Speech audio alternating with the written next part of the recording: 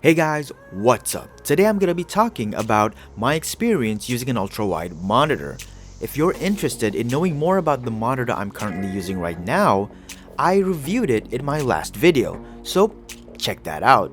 Alright, so let's start the video. Let's start with gaming. Look, maybe it's just me, but I really think that ultra-wide is the best way to experience single-player games. I don't like to throw buzzwords around, but the aspect ratio really makes it feel more immersive and landscapes and games look incredible. However, there are some downsides when gaming on an ultra-wide. It takes more GPU power to run games in ultra-wide compared to a standard 16:9 monitor, so make sure your system is ready and can handle the games you're playing. If you're already struggling to run your games in 16:9, ultra-wide is going to make it worse. And it's important to know that not all games natively support ultra-wide, especially if you're playing a competitive online game, because devs need to keep the game as balanced as possible, and a wider field of view is an unfair advantage. So, online games aren't incentivized to support ultra-wide. It's usually a non-issue on modern games, but compatibility issues can happen on some older games and a few newer ones. Just be aware that even on supported games, menus, loading screens, and in-game cutscenes can still be locked to 16:9, and pre-rendered cutscenes are practically always in 16:9. For some games, you'll either need to mod the game or tweak some files to unlock ultra-wide support, but this can cause issues ranging from weird renders to even game-breaking bugs. For example, Yakuza Like a Dragon plays in ultra-wide but renders its in-game cutscene in 16:9. You can find a mod online that removes the borders during in-game cutscenes, but some parts of the game will render weirdly. While it's not game-breaking, it can occasionally break suspension of disbelief, or in other words, it can be a distraction. One game-breaking bug I've experienced is from playing Red Dead Redemption 2.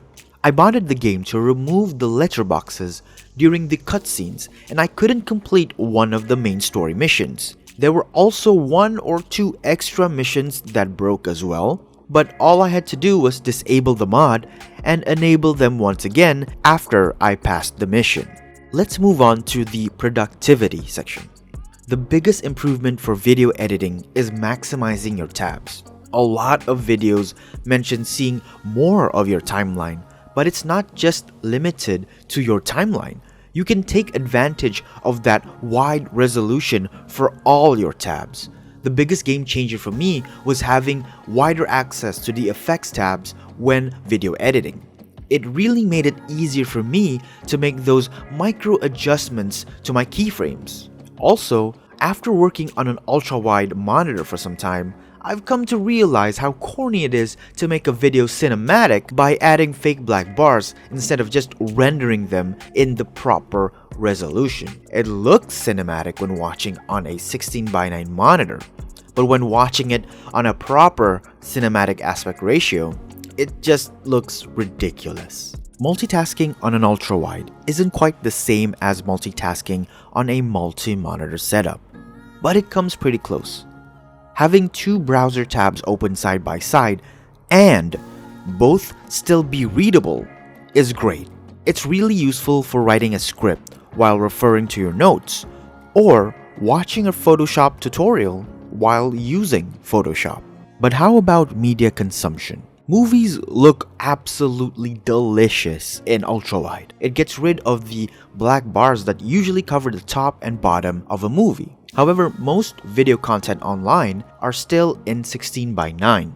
That means those videos will have black bars on the left and right sides. At first, this bothered me a lot because it frequently broke my immersion, but over time, I've gotten used to it. I can perfectly enjoy a 16:9 video with black bars without feeling like something's wrong. With that being said, the good news is that modern phones are adopting the ultra-wide format. More and more content creators are optimizing their content for wider resolutions. I'm optimistic that eventually we'll reach a point where ultra-wide becomes the default resolution for online video content.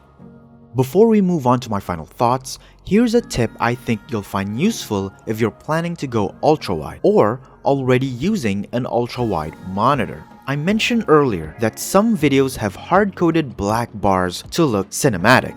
To get rid of them, download MadVR. After doing that, head on to MadVR settings, expand processing, expand zoom control, and make sure you tick automatically detect hard-coded black bars. This will effectively remove any hard-coded black bars from your video by automatically cropping in. If you're using MPC or Media Player Classic, make sure you set your playback output to MadVR.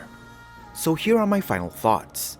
This video may contain more criticism than praise, but honestly, I've enjoyed my experience using an ultra-wide monitor.